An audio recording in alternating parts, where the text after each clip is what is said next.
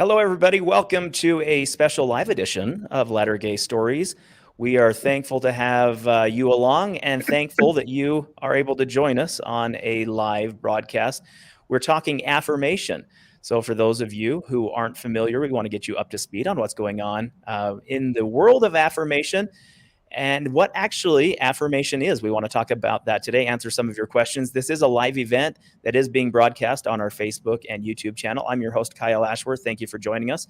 And thank you for being here. Thank you for supporting the Latter Gay Stories podcast. And I hope here in a few minutes, you also will understand why I'm such a big fan and advocate for the affirmation program as well. Affirmation, in a very literal way, saved my life. And I want to share a little bit about my background with affirmation. And I also want to let you know how you can join and participate in the Affirmation 2022 International Conference that's happening on October 7th through the 9th in beautiful downtown Salt Lake City at the Salt Palace. This is now the second time the conference has been held at the Salt Palace in my recent memory.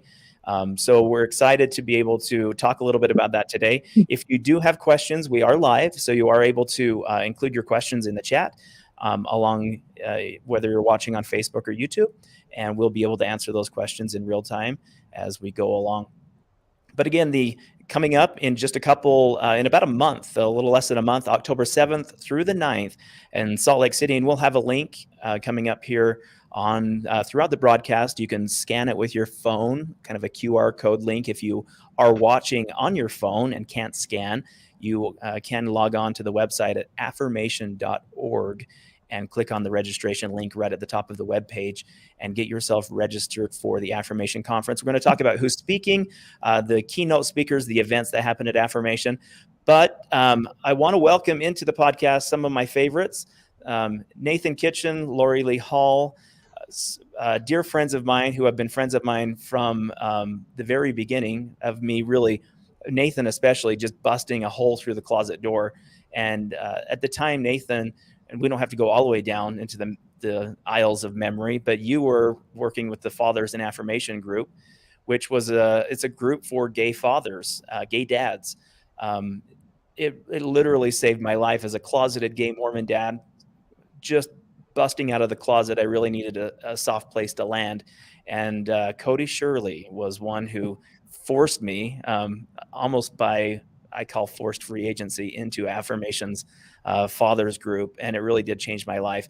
I realized for the first time that I wasn't alone, that there were other people out there who were like me. And they were just dads, and they were fathers and husbands, many of them still in mixed orientation marriages, married to women.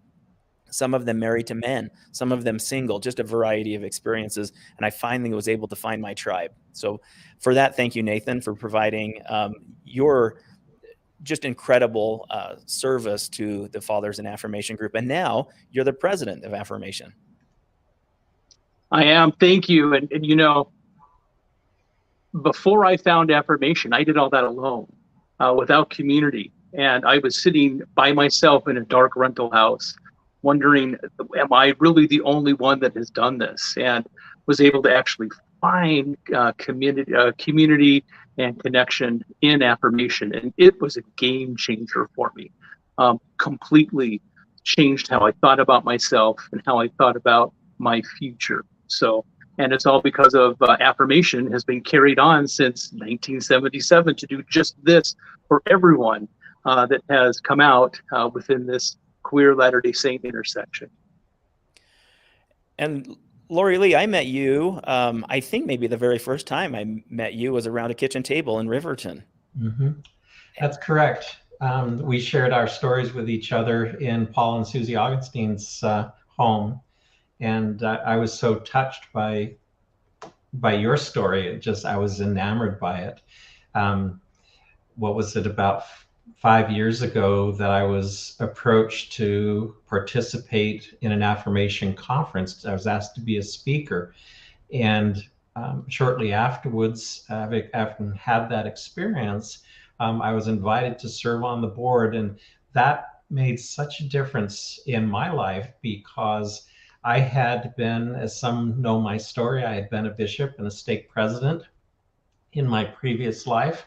And I was really looking for the altar of service. Where could I apply myself and my time and talents and means in a place that would help and bless the community, the queer LDS community that I was now a part of. And my time and service on the board of Affirmation and in the executive committee, serving with Nathan as one of his vice presidents these past almost 4 years, has been most fulfilling and allowed me to give back to this ongoing queer-led community at the intersection of the Church of Jesus Christ and the LGBTQIA community. I think that's a great place to start. What is affirmation? Just for the listeners who have never heard of affirmation before or just vaguely heard of it, what is the organization about? Well, I'll give maybe just a nutshell answer. Affirmation builds communities around the world, and they're communities of safety, love, and hope. And we create the conditions for connections to happen and for our great network of peers and mentors to connect with each other and really discover you are not alone, and you can think in a queer-centric way, be completely authentic, and still navigate to places that feel safe and healthy for you. I love it. So when we talk about this intersection, sometimes we think that some of these groups focus specifically on small tents. I've always seen Affirmation as a big tent organization, and I've heard that big tent organization used often by leadership in Affirmation. So how does Affirmation become a big tent? What is this big tent that everybody talks about when it comes to topics of inclusion and understanding and the intersection, as you talked about, Laurie, of really sexuality and religion? I think I would add to that, and I'm glad you used the word inclusion, because it's not simply about recognizing diversity. It's about ensuring that all are welcome and all are included, regardless of where one stands on their faith journey, in or out of the church, in whatever manner possible, and wherever they stand in regard to identifying their gender identity and presenting and transitioning, whatever that means to them, or their sexual orientation, how they apply themselves to that, what steps they take in their life. We're really about sitting together and listening to each other's journey and making those connections that Nathan has talked about, and providing safe spaces to land and to heal and to share and to be authentic. And so I think what creates the big tent is that willingness on the part of Affirmation to facilitate authenticity for wherever someone needs that to be, where they choose through self-determination for that to be. I think that's a great point. And I found that in my own story. When I first attended Affirmation, I was a young men's president. So I was still very deeply entrenched in the church. And I was warned, actually, because I was part of two groups. I mean, very candidly, I was secretly part of North Star, which is a very faith-affirming LDS group. And then I was secretly part of Affirmation as this closeted Mormon. And so I felt compelled to be caught in between these two worlds. And I was warned about Affirmation. And I honestly, I just couldn't go to Affirmation and be a young men's president at the same time, or even just be a Latter-day Saint, until I actually went. And then I realized how incredible Affirmation was. And not only was Affirmation important to me, as not even in a nuanced state as a Latter-day Saint, but I saw church leader panels, and I saw actual church leaders at these Affirmation conferences, and I saw people that I respected and blogs that I had read and people that were still very faithful that were participating in Affirmation. So I want you to talk a little bit about that false dichotomy, maybe this idea that affirmation is only for those who have left the church, or affirmation is only for those who identify as nuanced, that there is no place for an active Latter-day Saint in affirmation. True or not true? Oh, there absolutely is. We expand our footprint out because, as Laurie and I spoke very early on in our executive committee days, in when we first became an executive committee in 2019, that queer people don't exist in a vacuum. And it's highly important for your physical health, mental health, social health, psychological health, even spiritual health, to have a community that is around you. And so the bigger we can make this support system, the better it is for the affirming and the health of LGBTQIA plus people. And so we are drawing circles not to keep people out, but we are expanding circles to draw people in. And so we want our parents to feel like they're a part of what's happening. We really want to share a church leader's point of view on how can you best minister to us as authentic queer people. We want to bring in all generations so that we can truly be an interconnected web together. And when you come to the Affirmation Conference, you're going to look up and down the generations. You're going to see all those that have stood in this intersection for the past 70 years. And it's quite a remarkable event to be among your worldwide mentors and peers like this. I love it. Let's, I want to talk about a few people who are going to be in the conference. The keynote speakers, one of them, my friend David HAYWARD. When I saw David was signed up for Affirmation's conference, I was a little giddy. He is from Canada. He's also known as the Naked Pastor, which means he probably will show up in clothes, right? He will. But if you likely have seen his cartoons circulating around social media. He's super popular. What do we know? What do you know about David HAYWARD, and why is David HAYWARD one of the keynote speakers at this year's international conference? Well, sure. Let me add here.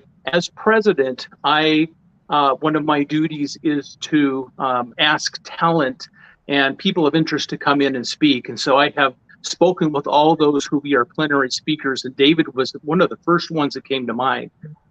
You know, COVID happened, and for 2 years we were all finding community online. And this is when David's cartoons that are highly queer-centric, queer-affirming, started being shared among all the networks within Affirmation. And in fact, it's really all the social networks that had anything to do with our Latter-day Saint community. They spoke to us, and his point of view for the marginalized just sits in so much truth.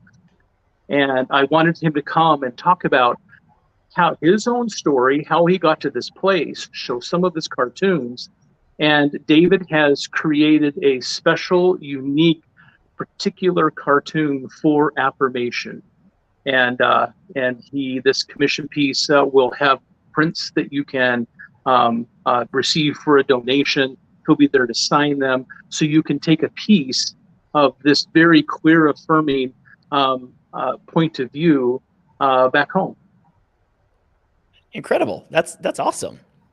I'm excited for that. Yeah, he is a lovely man to speak with. We have had conversations just weeks on end, and he is just a beautiful person inside and out. I cannot wait to have him speak to us. Another one of my favorites that I'm super excited about is also my friend, Sue Robbins. Sue has been such an advocate for the transgender community, for the legislative community, not only in years past, but this year in Utah politics with House Bill 11 and the transgender sports bill. Sue has been at the forefront of so much legislation. Do we know what she's talking about? Do we have an idea about what Sue is going to offer Affirmation this year? Yeah. So right now there is a huge push in the church about religious liberties and religious freedom. And sometimes that can put us in the queer community who are still within our spiritual home. It can make us feel uncomfortable because we feel like we are, it affects us negatively within our own spiritual spaces. And Sue is going to speak about the work that she does and why that work, why we can feel at peace. She is probably one of the most patient educators that I have met. And she always brings the tension levels right down. She is a remarkable woman. She was just recognized and awarded by Equality Utah at their Allies Dinner a few weeks ago for this work. And it will be a magical talk that she'll give. And Laurie, you may have more information on her. Yeah, just personally, my ticket for Affirmation is just to see Sue and listen to Sue talk. Sorry, I didn't want to cut you off, Laurie. No, if I could add, Sue and I have been close friends for a long time, and she works tirelessly in that realm in which you've talked about.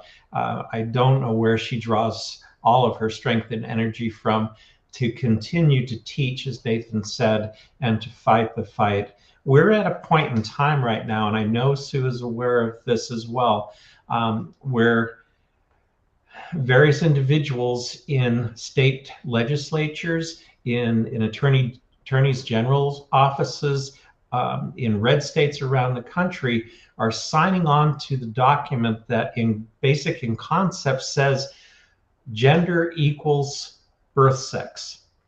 And that's it.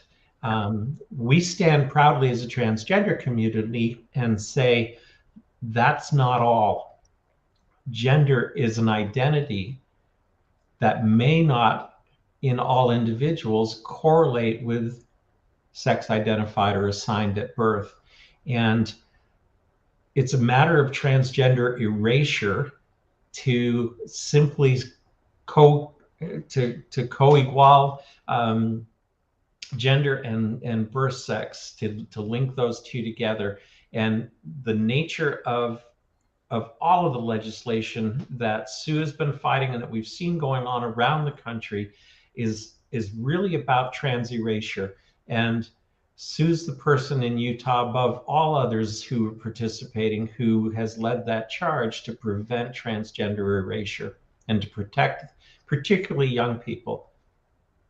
And part of that prevention is just understanding the stories and the experiences and helping people to better understand through interaction the transgender community. And I also think it's really important to point out too that Sue isn't a Latter-day Saint, and she wasn't raised a Latter-day Saint, yet she speaks Latter-day Saint and she understands this culture so well. Mm-hmm. And so I'm clearly a big fan of Sue Robbins. So I'm excited that she is speaking this year. And I hope for everyone that there's a better opportunity to understand the transgender experience, because so few of us do. And I think she's just a necessary and beautiful addition to this year's conference. Yeah, she asked if a lapsed Catholic could be part of Affirmation. And I said, absolutely. Come on in. The tent is very big. Great point. Great point. How about some music? Oh, my goodness. Michael Todd. Michael Todd's star is rising, and he will actually be in the middle of moving to further his music career to Nashville that first part of October. But he is, as one of his last gifts to the Valley, is coming to speak for Affirmation.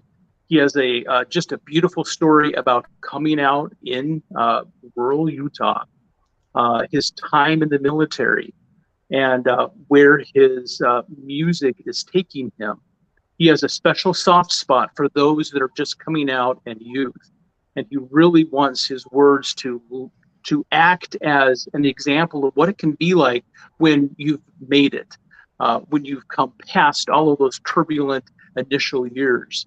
And he is so excited to come sing a few of his original songs. And he's one to watch on the music charts. I absolutely agree. And just a personal plug.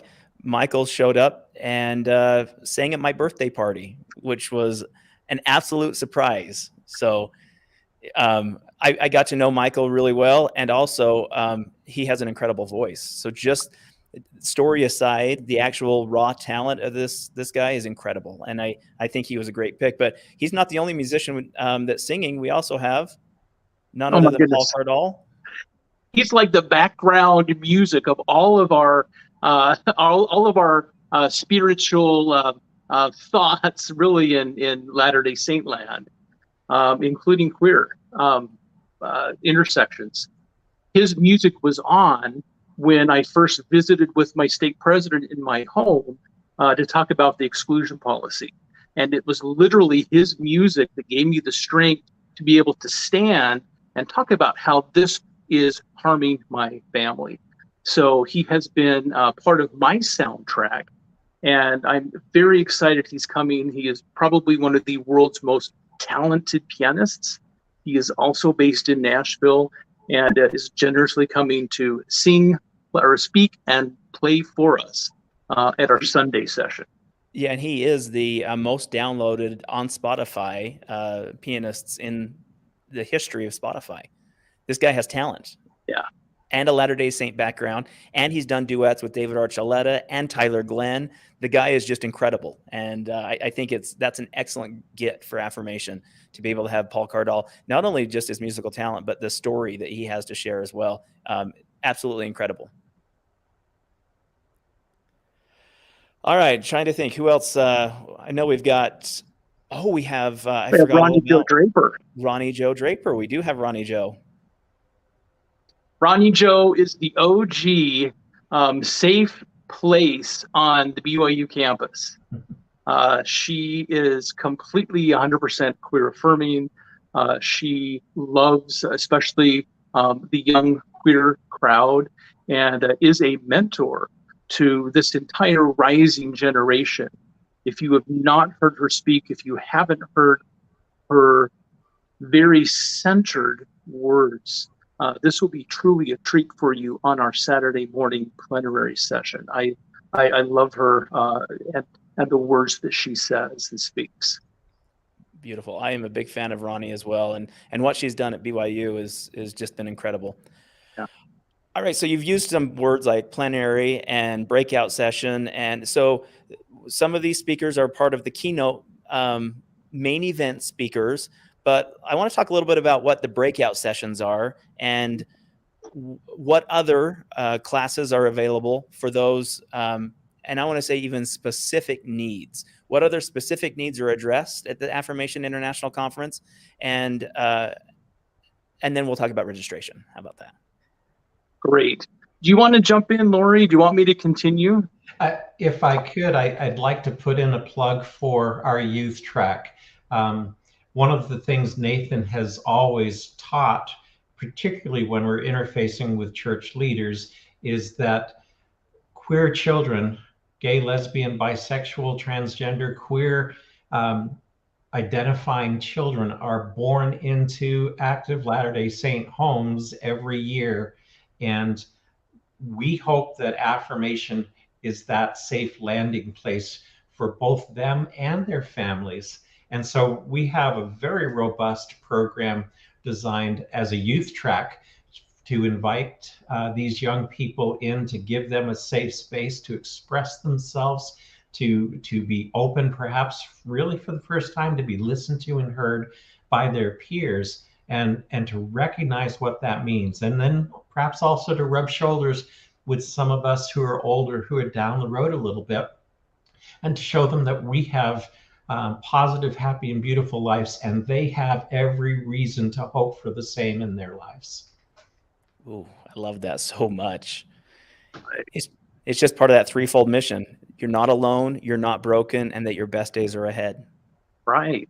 And building on what Laurie said, queer kids don't happen in a vacuum. They have parents and a family. And so along with that track, we have a parent track. And when parents first encounter their children coming out or transitioning, there's that initial, I would say, period where you feel like you could just keep things the same. And as you see your children grow and become fully authentically themselves, you hit certain questions as a family that really can't be answered in the Sunday school, in Relief Society. And this is where other parents and healthcare professionals can come in to provide both evidence-based and experience in helping queer children grow to be healthy and very happy and living the fullest life they can. So we have a parent track at the same time that the youth track is going on. We are having professors from U of U come down to talk about sex education for kids, for how to best help children live and navigate a world that really was not created for them, and help parents feel better about everything. I want to talk a little bit about church leaders, because there is a church leader track, a church leader session that I believe is free of charge to church leaders, if I remember right. It is. A lot of times the training that people will get within the church is, top-down training. And that is the way that information is delivered. However, for those that experience the Latter-day Saint faith tradition on the ground, have experience that they can share with one another in how to really best minister to the mental, spiritual, social, and physical health of queer Latter-day Saints, especially the youth who are trying to figure out where they want to be that feels safe and healthy for them.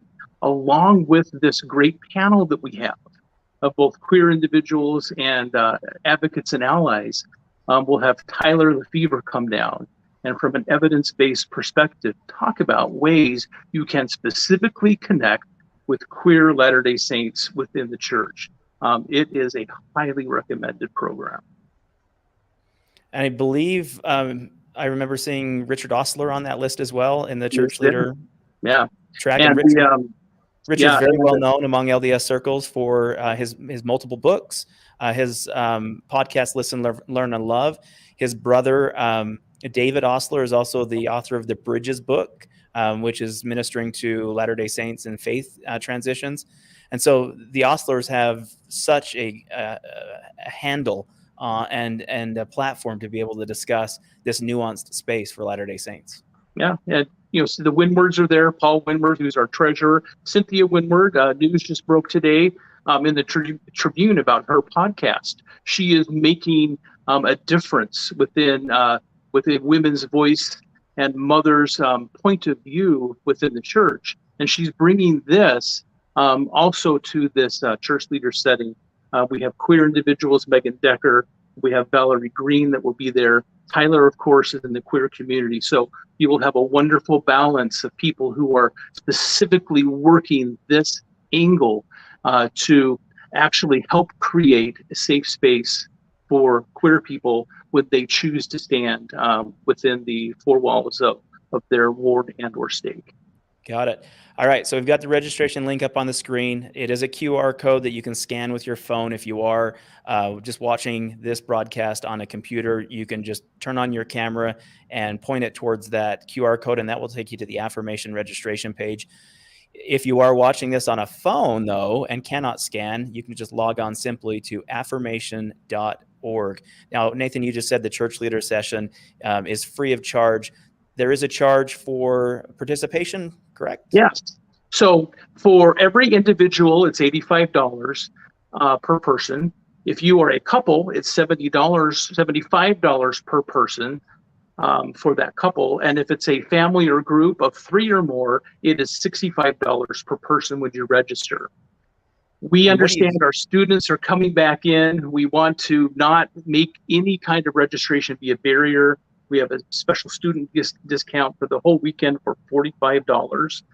That is on our website as well. Faith Matters is having their conference the same weekend. We have a special where when their sessions end in the late afternoon, we'll invite them for $25 to come to our Friday plenary and see what it's like to eat a meal together and hear some very uplifting, affirming words in a plenary session. And I wanted to, so we get dinner and a movie, right? We get a meal and entertainment. Exactly.